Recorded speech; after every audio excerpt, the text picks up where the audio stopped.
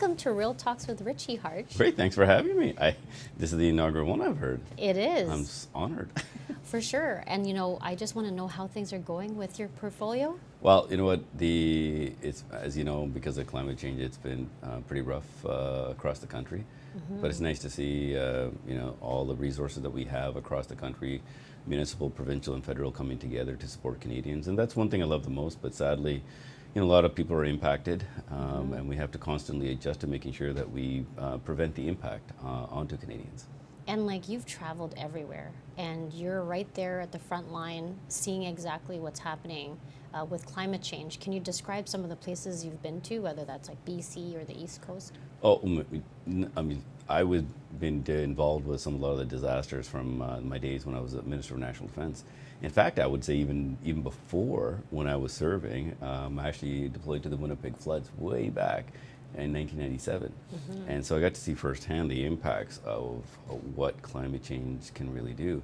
So I've seen the evolution of the climate change in our country. And in 2017, significant wildfires in British Columbia, the flooding that's taken place here in Ontario and in Quebec, the hurricanes that have gotten worse. And so last year, when I took over the portfolio, last year was the worst wildfire season in Canadian history. Over 18 million hectares burned. That's 7 times more than the average. We had the entire city of Yellowknife, the capital, was evacuated. A lot of other smaller communities were evacuated as well across the country. And we were literally bouncing around disasters. But like I said, the nice thing about it is a lot of the resources were being constantly shared across the country. We did have to rely on international support. Over 5,000 international firefighters came to support us as well. Yeah. So that was significant.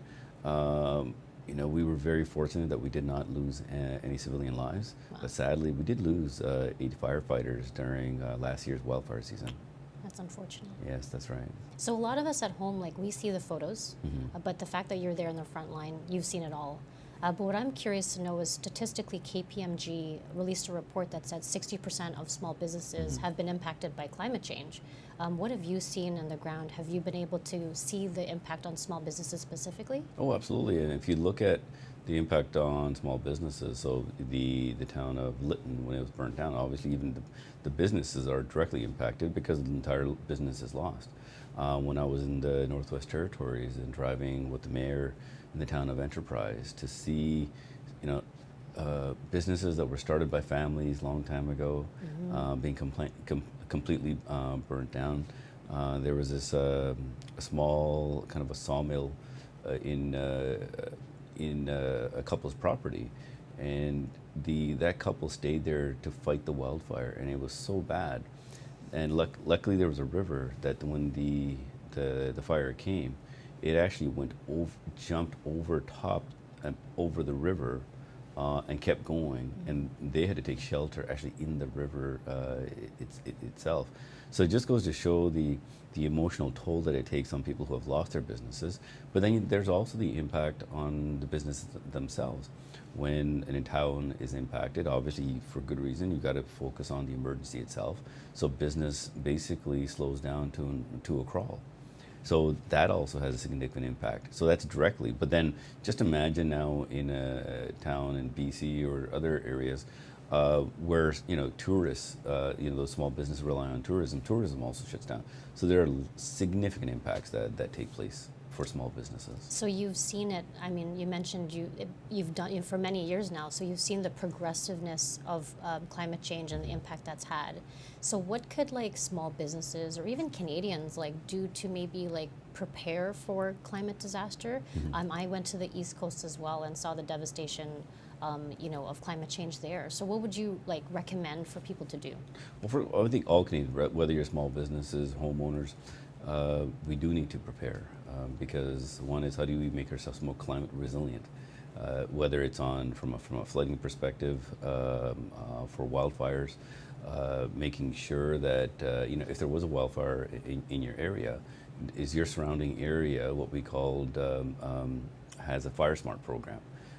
Making sure that people are educated on a simple thing like making sure your patio furniture is brought closer into the house, because if it catches on fire, that's the number one thing that I've heard from firefighters, that they actually move patio furniture, that because the patio furniture burns hotter and burns longer, and that's what usually ends up setting the house on fire, or a small business. And then there's things with the brush, what type of brush, how long it needs to be. So those are the programs that we're going to be helping out with, of educating as well.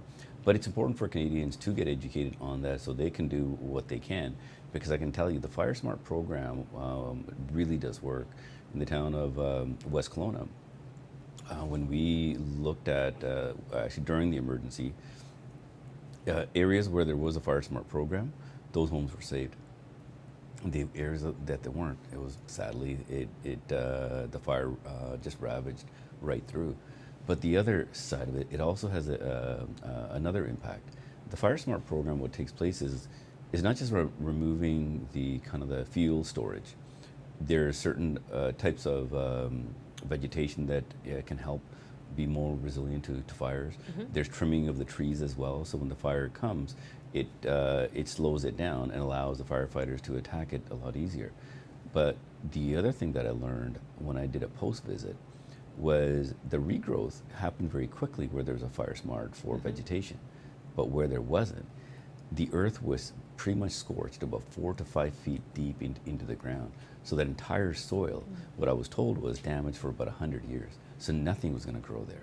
Wow. So it's normally, you say with, when a wildfire takes place, it can rejuvenate the forest. But in this case, it was burning so hot that it's literally destroying the soil. Yeah. So that's just a kind of to give Canadians an idea what a Fire Smart program actually is and the impact that it can have. It's not just about protecting your home, but it's about regrowth afterwards as well. Can you speak to, like, we always talk about the cost of inaction. So climate change is worsening, fires are getting hotter, stronger, and like spreading all across the country. And in fact, Alberta already is beginning to experience, fire disasters. So what could you speak to, like, the cost of inaction? Oh, the cost of inaction, we've seen it directly. The towns are being burnt down. We've had Lytton was just one of those examples. Enterprise in Northwest Territories, evacuations at that place. I mean, it will impact the way of life for us significantly, and the cost that it's going to have on our economy is significant. So prevention. Imagine if we prevent the actual wildfire or a flood to take place, or prevent the impact of it. It obviously saves lives, and it saves property, and it saves taxpayer money, like the hundreds of millions of dollars per disaster that we all have to pay out is very significant. And sadly, there are people still out there who are thinking that climate change is not real, that there are other factors that are taking place. Well, just look at the number of disasters that we have had, where the federal government, when it comes to RFA process, we were about 20 years ago, maybe had about 6 in about 10 years. Now it's into the hundreds of requests, and the coordination that it takes place. So inaction is going to have a significant impact on our economy if we don't take this seriously. When we go to the grocery store, we can see the prices of everything increasing. A lot of that also has to do with the fact that climate change impacts our agriculture industry. That's right. All across the country. Have you seen anything like that when you visited different parts of Canada? Oh, absolutely. It's if you look at the agricultural sector, just on the fruit industry, and I just give an example of British Columbia. A lot of the fruit crops are destroyed. The wineries who rely on the vineyards, they're also significantly impacted. So that alone has an impact. But let's not also forget when supply chains are disrupted. Right. So that also has a significant impact. It's devastating. And the companies, that the loss of revenue, people who would normally be working can't be working during those times. For Canadians, I wish they could see the toll of this. It's not just about the one image that we see on TV. It is just imagine a family being told, put on alert, and then told to evacuate now. You basically take whatever you can and you leave. right? Then you have to find a place. What we do is coordinate with the province to get them registered and then get to a place to live. You're not in your home, you're getting to a hotel room. Sometimes you can, the first stop is going into a gymnasium where they have support. It is, it's really disrupted. Now just imagine if you have pets. That's the level of planning we're having to do right now, is we're working with organizations just to make sure that their support for their pets, and the list goes on. So it's quite significant. The last question I have is around what was remarkable about this past summer is seeing how Canadians pull together and just how resilient we are as a community when we're facing climate change. So maybe can you talk to some of the stories you've seen that have been very inspiring? It is. That is probably one consistent thing I've seen throughout over the decades that I've been involved with emergency management, and I used to be on the heavy urban search and rescue team. One thing I see is anybody who goes out to respond, that's not just this appreciation, it's like food is just constantly being delivered, being passed out, or a neighbor helping a neighbor. And it really does make you proud that you live in a country that when at your worst time people do come together. Businesses that normally would be working bring their employees and just offer up services in other ways. And we deploy the military a lot, but there's a lot more involved when it comes to responding to disasters. One thing that I heard consistently is anything like this happens, it really fills up their heart and makes them feel proud to be Canadian, because you're going through a very tough time, but somebody's there watching your back and making sure that you have water, food, and some of those things. And I remember even when I was serving back in '97, and we making sure that our troops had food, and we got a message back saying, please stop delivering food to us because the neighbors keep giving it to us. That's awesome. Yeah. Like our government, we've invested a lot, speaking of climate change, into international development. And you and I had the opportunity to travel to the Philippines and really see how climate change impacts other places in the world, including the Philippines. We had such a great time there, meeting the different community, visiting Siargao, Tondo.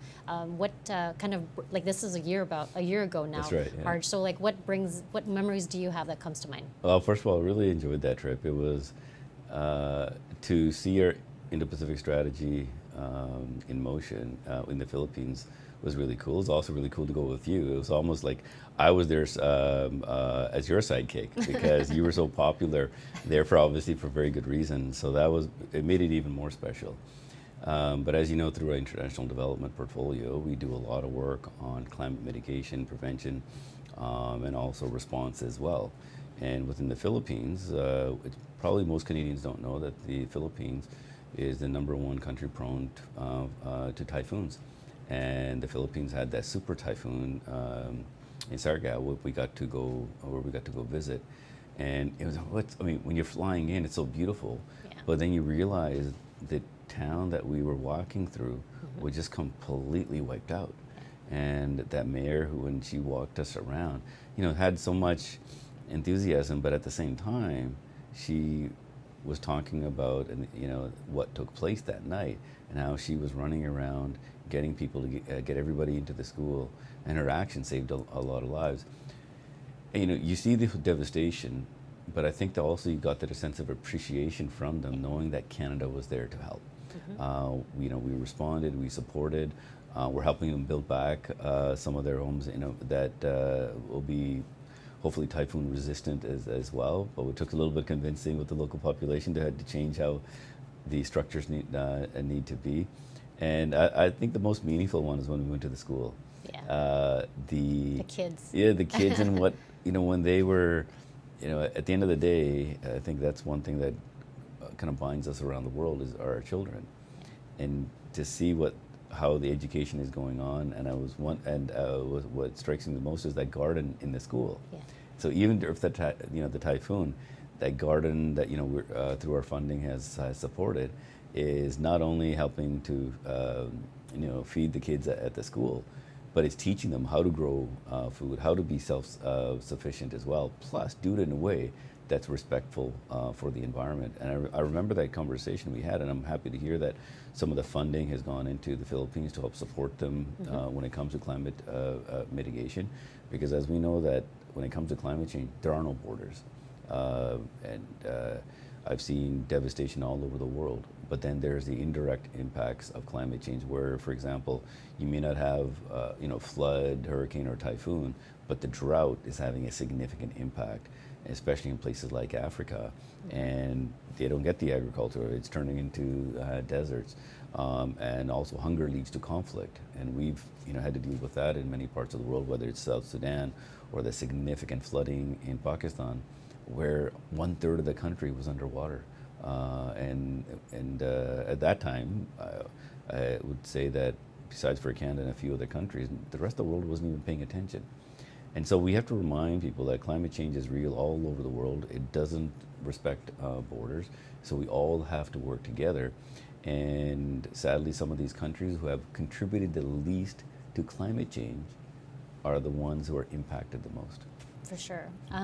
I don't know if you remember, but there was a group of Filipinos there in Siargao, and we had a translator translate their stories to us about how especially when the hurricane hit. Yeah. And the testimony that they shared, like you can actually hear the trauma that they experienced and the fear that they had when literally their home and the roof was being blown off and they didn't even know where their family was. What was that like for you? I mean, I think for both of us, you can just, their eyes just told it all. You can see the fear of that night when that typhoon hit. You can just see it through their eyes, and just trying to imagine what they went through. Words can't describe that. And we came at a time when it was obviously beautiful out, right? And that's what I have to remind people. Even the pictures that we show are not the reality. No one's really going to capture the horror of that time. And so it was really nice to talk to them, and so that they felt that they were being heard, and that that the international community, especially Canada, was there to help. And I think they were also very proud of the fact that you were there to listen as well. I know it impacted you even quite significantly. Yeah, I was in tears a few times. Yeah, that's right. You put a lot of people in tears. It was amazing. Yeah. The mayor, I think when we met with him, because he was kind of summarizing what it's been like for him, I think what I wasn't expecting to see was after Canada came in and helped them get through it, the fact that their tourism industry was able to bounce back again. And when we were there at the airport, you saw tourists come in droves. So I mean, the fact that the tourism is back up and running, it means that their economy can thrive again. And then of course, now that we've put in place some investments to help rebuild some of their homes, should there be another climate disaster, hopefully that it will be mitigated much more this time. That's right. And the potential there was just amazing. And honestly, I just landing there, the scenery was breathtaking. And the small town, the honor that they gave us was just, it was humbling. I know. And we had the boodle fight on the beach. Oh, that's right. They welcomed us. That was amazing. And fresh coconut. The fresh coconut. And I remember, the communal food, and I think our teams brought us utensils, but everybody eats with their hands. So we just digged in. It was actually it was a lot of fun. But it just goes to show that if we're able to support nations like this, it helps all of us, right? And it was just a huge privilege to be able to go there. And when especially when I learned that Philippines is impacted the most when it comes to typhoons. And if you recall, though, you remember when I was talking about disaster response, and as part of our Indo-Pacific strategy, we have $50 million to support in the Indo-Pacific on how we respond to disasters. Well, the funny thing is, I'm in the portfolio that can actually build that response for them. So now we're working. You're on the other side. Yes, so now we're actually working, and I was speaking with Minister Sain already about this, is we're talking to the heavy urban search and rescue teams in Canada We're going to select a few of them where we're going to help to do capacity building training for the Philippines. Because after going to the operations center there, we looked at some of their gaps. So the goal is to help train them on to fill those gaps with the heavy urban search and rescue equipment as well. And then the goal is eventually to build up, increase their capacity, obviously. But then if there's a need for greater response, we'll have that reciprocal arrangement to actually provide that direct support as well. So I'm very happy to say that even in my current job, I'm still staying connected with supporting the Philippines and the surrounding small islands for disaster response as well. Well, this year's a special year. It's the 75th anniversary of our Canada-Philippines relations, so it's a very important year this year for sure. Absolutely. And the last thing I kind of want to bring back memories on was when we visited Tondo. This is a very highly densely populated area of the Philippines. Literally, people are like living on top of each other. But can you describe what it was like for you to see where our dollars went as far as helping healthcare there in the Philippines? You know, it's helping those clinics that we support. I think just the I don't know how to even describe it, just the thankfulness in people's eyes that we were helping the young women, otherwise they wouldn't get that support. And it just goes to show when you support women at the time of need, especially when it comes to medical and also sexual reproductive health, it really does have an impact on giving them an opportunity in a future to provide for their own kids as well. So it was really amazing to see, and it was nice for me because while I was there, I was able to put some funding into an area where my nanny is also from. Really? And so there was a medical clinic that they were going to look at supporting. The team was telling me that that actually was a need, and so that was really nice, right, to have that kind of personal connection as well. But again, it was just a wonderful learning experience. But on the flip side, also, as we were talking about international development, and also what we can do, the opportunities that exist for Canadians in Canada on trade is significant. As the Philippines, I mean, it was as you know far better than I do, obviously, thriving nation. Yes, there are significant opportunities for talking about whether it's small businesses who are looking at doing exports with the Philippines. So there's a mutual benefit for all of us when it comes to this. Not only we have a shared population, but there's also a shared interest as well. For sure. I mean, like the whole Indo-Pacific strategy is really meant to strengthen the people to people ties, which we're doing. And I'm really, really proud of the work that we've been doing for a long time now. And then just to see it firsthand has been like amazing. Yeah. So to wrap up, like what's next for you? I'm honestly, my number one focus is making sure that we have always the right response for all the emergencies. But while we do this, is we need to focus on prevention. So what I've said is that it's prevention, response, and recovery, right? And as we're getting into the response season, we also need to keep focusing on prevention, because down the road, what we want to do is more that we invest in prevention. So it's for every dollar you spend on prevention, you can save up to about $7 to $10. Wow. So that's quite significant. So we're going to be focusing on the prevention side as well, but also the recovery. We want to make sure that if something when something bad does happen to Canadians, we're going to be there to support them as well. So I'm laser focused on this. Obviously, I have Pacific Hand to run on the economic development side, and my other portfolio as the president of the King's Privy Council has a few other responsibilities. But my number one priority is making sure that we're going to be there for Canadians to support them at the time of need, especially climate change is having a much more significant impact for everybody. For sure. So as you know, International Women's Day is coming up. We talked a lot about our Feminist International Assistance Policy through international development. So we got to have that experience. But one is, what does international... what are we doing? I know. I was going to ask a different question first. All right? All right? Okay. So as you know, that International Women's Day is coming up, and we got to do a lot of work on the international file for international development, on the Feminist International Assistance Policy that we have. But first of all, I want to ask you, what does International Women's Day mean to you? And also, how can we support more women when it comes to their small and medium businesses? This is a very important day. I've been celebrating this day since it began. But for us as a government, we're very proud of what we've done in terms of our investments with our women entrepreneurs, and specifically launching the very first ever women entrepreneurship strategy. That's $7 billion of an investment that's gone to help so many tens of thousands of women across the country. And Harj, if we are able to invest in women, women can contribute $150 billion into this economy, and that's phenomenal. So of course, celebrating women entrepreneurs and specifically Women's International Day is very important to me, and I'm very excited for this year for sure. Well, you got some experience too in that side as an entrepreneur yourself, right? I do. I think the best part of what I get to do every day is the fact that I get to help others, and it's really a full circle moment type of role where I get to give back and help many other women entrepreneurs succeed and grow their businesses. That's great. Okay. Oh, also, she said she approached me to go skydiving. Oh, Right? Huh? So Yeah. just for the record now, she approached me that she wanted to go skydiving, okay? Now it's with 3 cameras in front of us.